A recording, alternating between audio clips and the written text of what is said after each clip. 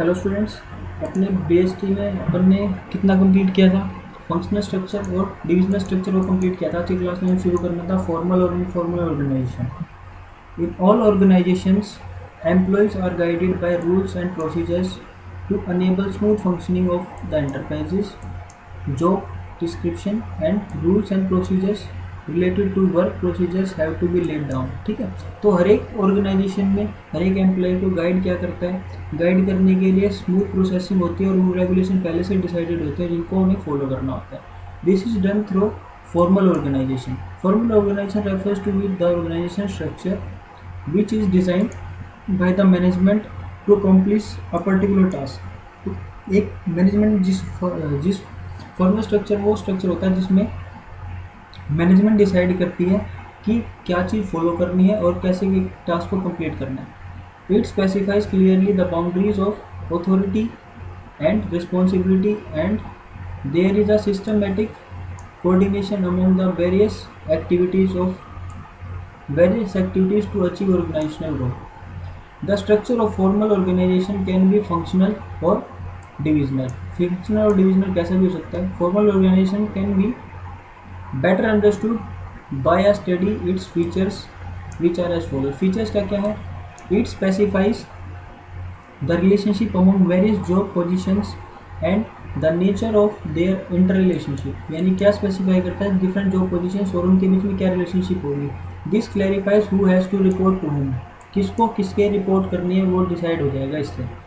It is a means to achieve the objectives specified in the plan. जो plan में specified objective है उनको कैसे अचीव करना है। As it lays down rules and procedures essentials for their achievement के लिए रूल्स एंड रेगुलेशन जो एसेंशियल है। नेक्स्ट आता है efforts of various departments and coordination interlinked and integrated through the formal organization. It is deliberately designed by the top management to facilitate smooth functioning of organization। Organization की smooth functioning के इसको design किया जाता है। It places more emphasis on work to be performed। जिसका main focus क्या है? जो वर्क परफॉर्म करना है उस पर, ना कि interpersonal relationship among the employees. यानी कि पर्सनल के बेस में क्या रिलेशनशिप हो उसको ना छोड़ के जो हमें गोल अचीव करना है उसको होता है। एडवांटेजेस क्या है फॉर्मल ऑर्गेनाइजेशन स्ट्रक्चर में? Formal organization offers many advantages, some of them are some important one are क्या कौन कौन सी हैं? It is easier to fix responsibility since mutual relationships are clearly defined। ठीक है, हर एक की रिलेशनशिप डिफाइंड है, किसको किसका रिपोर्ट करनी है वो सब डिफाइंड है, तो रिस्पॉन्सिबिलिटी हम इजीली डिस्ट्रीब्यूट कर सकते हैं, बता सकते हैं। There is no ambiguity in the role of each other, each member has to play as duty are specified। जो ड्यूटी जिसको दी गई है हर एक मेंबर को वो ड्यूटी फुलफिल करनी होती है, उसके लिए वो रिस्पॉन्सिबल होता है। This is also help to avoiding duplication, जिससे क्या होता है डुप्लीकेशन नहीं होती। Unity of command is maintain through an establish chain of command. यानी कि यूनिटी ऑफ कमांड एक ही होगा ऊपर आपके कमांड देने वाला जिसको आपको फॉलो करना है। It lead to effective accomplishment of goals by providing a framework for the organizations for the operations to be performed and ensuring that each employee knows the role he has to play। हर एक employ को पता होना चाहिए कि क्या role उसको play करना है। It provide stability to the organization को स्टेबिलिटी प्रोवाइड करेगा। This is because behaviour of employ can be fairly predicted since there are specific rules to guide them. ठीक है, तो हर एक स्पेसिफिक रूल्स पहले से डिसाइड होते हैं जिनको उन्हें फॉलो करना होता है, तो बिहेवियर इस टाइम पे कि कैसी एम्प्लॉय का क्या बिहेवियर हो सकता है वो पहले से डिसाइडेड होता है। ठीक है, प्रिडिक्ट कर सकते हैं उसको। Limitations, the formal organization suffers from following limitations. कौन कौन सी? The formal communication may lead to procedural delay as establish chain of command has to be followed which increase the time taken for decision making में जो time consume हो रहा है उसमें time लग जाता है क्योंकि प्रॉपर चेन को फॉलो करना होता है, ऊपर से लेकर नीचे तक ऑर्डर्स आते हैं। ठीक है, तो इसमें डिसीजन मेकिंग में हम लेट हो जाते हैं। Poor organization practices may not provide adequate recognition to create talent. ठीक है, जिससे क्या होता है कि टैलेंट आपको उभर के नहीं आ सकता, जो आपको एक्टिविटीज दे रखी होती है उन्हीं को परफॉर्म करना होता है। Since it does not allow any deviation from rigidly laid down policies, जो पॉलिसी पहले से बना रखी है उसी को फॉलो करना होता है, उसमें कोई डेविएशन कोई चेंज नहीं कर सकते। It is difficult to understand all human relationships in an enterprise as it place more emphasize on structure and work. ठीक है, तो इसमें मोर फोकस किस पे होता है, स्ट्रक्चर और वर्क पे। And the formal organization does not provide a complete picture of how an organization work, तो कैसे एक ऑर्गेनाइजेशन वर्क करती है उसी कोई कंप्लीट पिक्चर में प्रोवाइड नहीं करता है। नेक्स्ट आता है informal organisation. Interaction among people at work gives rise a network of social relationship among employees. ठीक है, अगर आप लोग किसी फर्म में काम करते हो, आप ऑब्वियस सी बात है तो लोगों के साथ आपकी इंटरेक्शन होगी तो सोशल रिलेशनशिप बिल्डअप होगी, इसको बोलते हैं informal organisation. Informal organisation emerges from within the formal organisation. Formal organisation का एक पार्ट होता है informal organisation.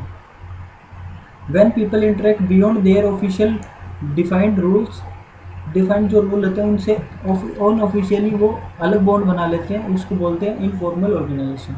When people have frequently contacts they can not be forced into a rigid formal structure. ठीक है, तो उनको हम रोक नहीं सकते कि उसी फॉर्मल स्ट्रक्चर में रहो। Rather based on their interaction and friendship they tend to form group, जिससे उनके ग्रुप बन जाते हैं which show conformity in terms of interest. Example of such groups formed with common interest may be those who take part in cricket matches, यानी कि उनको same group बन जाएगा on Sundays. Meet in cafeteria for coffee के लिए cafeteria में meeting मिलते हैं। Are interested in dramatic etcetera, तो इस टाइप के ग्रुप्स बन जाते हैं जिनको फॉर्मल ऑर्गेनाइजेशन बोला जाता है। Informal organisation has no written rules, कोई रूल्स नहीं होते।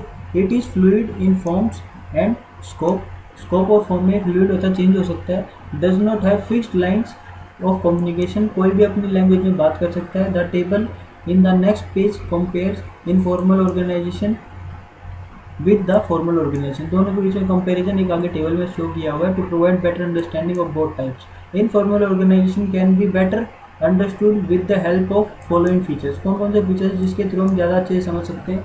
The first one is an informal organisation from within the formal organisation as a result of personal interaction among the people, यानी कि personal interaction के through build up होता है ये। The standards of behaviour evolve from group norms rather than officially laid down rules and regulation. ठीक है, तो जो लोगों के आपस में बिहेवियर से जो ग्रुप बनते हैं वो होता है इनफॉर्मल, और जो उससे अलग होके यानी कि जो ऑफिशियल्स जो रूल रेगुलेशन है उनके अलग होके जो हम ग्रुप बनाते हैं, ठीक है, वो होता है informal organisation. Independent channel of communication without specified direction of flow of information are developed by group members, यानी कि अगर एक ग्रुप में अगर मैनेजर है और फिर उसके बाद सबॉर्डिनेट है तो वहाँ पे उस ग्रुप में मैनेजर और सबॉर्डिनेट वाला रोल ना अदा करके वो आपस में फ्रेंड्स वाला रोल निभाते हैं, और जो उसमें कोई प्रॉपर प्रोसेस नहीं होती, किसी भी बात को कौन किसी को भी कह सकता है। It emerges spontaneously and is not deliberately created with the management के द्वारा इसको बनाया नहीं जाता। It has no definite structure of form because it is complex network of social relationship among members. ठीक है, तो सोशल रिलेशनशिप का एक नेटवर्क है जिसको बनाया नहीं जा सकता। ठीक है, कॉम्प्लेक्स नेटवर्क होता है। इसके एडवांटेजेस क्या क्या हैं। Prescribed lines of communication are not followed, ठीक है, जो रूल रेगुलेशन बनाए थे उनको नहीं फॉलो नहीं करना होता। Thus the informal organisation leads faster spread of information as well as quick feedback. ठीक है, क्विकली फीडबैक मिलेगा और फास्टर इन्फॉर्मेशन का ट्रांसफर हो जाएगा। It helps to fulfil the social needs of the members and allows them to find like minded people. ठीक है, तो वो उनके ऊपर से रूल रेगुलेशन को हटा के वो आपस में अच्छे से बात कर सकते हैं, जिससे नई टेक्नोलॉजी या नई लोगों के अलग अलग माइंड से आने वाले जो विचार है उनको भी लिया जा सकता है। This enhance job satisfaction since it gives them a sense of belongingness in the organisation. ठीक है, it contributes towards fulfilment of organisational objectives by compensating for inadequacies in the formal organization. For example, employees' reaction towards plans and policies can be tested through informal relationship. ठीक है, informal relationship के through हम test कर सकते हैं क्या reactions employees के क्या रहेंगे। डिसएडवांटेजेस भी हैं इसकी। ठीक है, अब ये जो फॉर्मल और इनफॉर्मल के बीच में डिफरेंस है इसको कोट कर लेना, समझ आ जाएगा आपको। डिसएडवांटेजेस देखते हैं। When an informal organisation spreads rumours, ठीक है, जहाँ पे इनफॉर्मल रिलेशनशिप ऑर्गेनाइजेशन होती है वहाँ पे रूमर्स फैलने के ज़्यादा चांसेस होते हैं, क्योंकि कोई भी कुछ भी कह सकता है। The management may not be successful in implementing changes if the informal organisation opposes them. ठीक है, अगर इनफॉर्मल ऑर्गेनाइजेशन को अपोज कर सकती है तो कोई भी मैनेजमेंट जो है कोई सक्सेसफुली इम्प्लीमेंट नहीं कर सकती चेंजेस को।